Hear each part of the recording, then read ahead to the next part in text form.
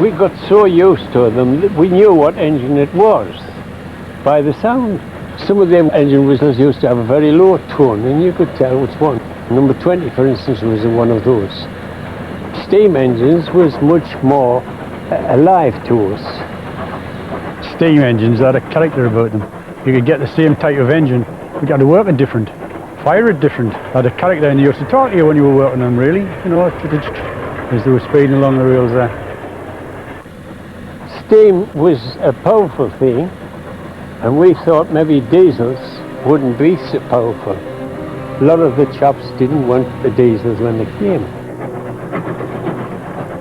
In the 20s, a lot of people decided that steam was a little bit obsolete and dirty, and they decided that diesel would be the answer. George Cowell helped build some of Britain's first diesel electrics in 1933. My generation were the last of the Victorians in the sense of heavy engineering. When I started work as an apprentice, you had to learn very, very quickly. Consequently, a 20-year-old had built this loco. Nobody had ever built like it before.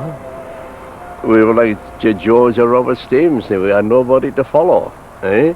And some of the things we used to get up to build some of these locos were really astronomical and quite dangerous at times. Eventually we got into a rhythm and a way of doing it, but I was still a steam man at heart. It was a very, very successful little loco. There were various types of them made over the years. Some for India, some with a 5'6" gauge, some with 3'6" gauge. They were a little bit before that time because coal was so cheap and the people wouldn't change over from the steam to the diesel, even though they were cheaper to operate. Of the 6 people, still 2 still survived.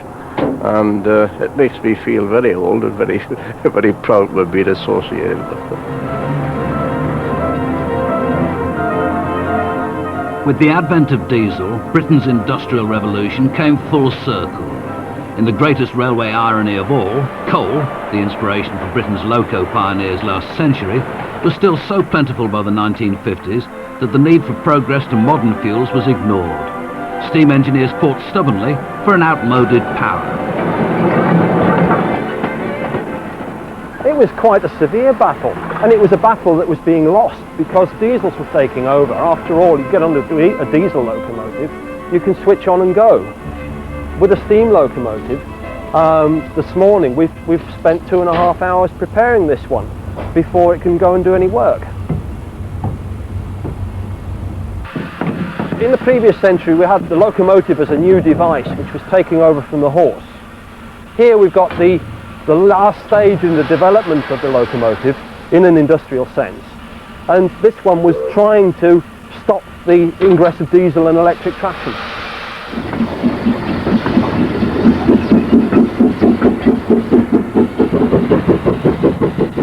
This engine was one of 5 built for the Steel Company of Wales.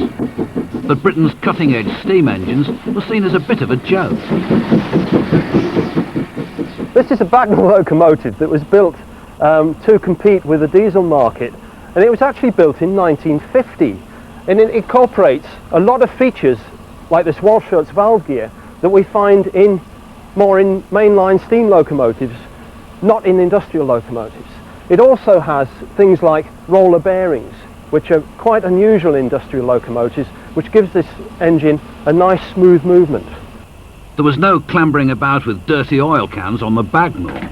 With a delicate top-up of the oil feeder, it was ready to go. The self-oiling system pumps oil from the lubricator around the locomotive to the cylinders and the glands, and just keeps the moving parts well lubricated through the action of the locomotive itself.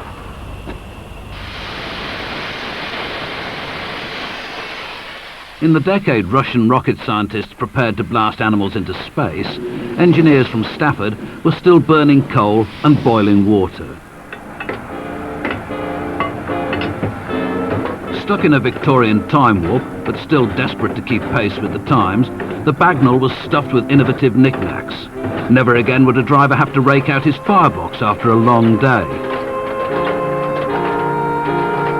But mod cons like this just proved the absurdity of trying to compete with 20th century machines. The spark had left Britain's locomotive trade, and the Industrial Revolution had burnt itself out. This was a hotbed of the Industrial Revolution. We were the pioneers. We were the people who invented the steam locomotive. We were the people who were producing steam locomotives, and the whole world was coming to us. By 1950, the whole thing had turned round. We were actually competing in the wrong area, looking at steam locomotives and trying to develop them further, when the development was with diesel-electric locomotives and electric locomotives. This then was the end of the line for industrial steam.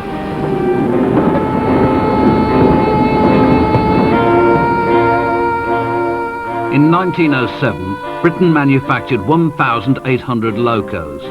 Today, we make only a handful. But the legacy left by the pioneers of the North East is huge. What started as a coal-carrying pump on wheels triggered a revolution that shook the world.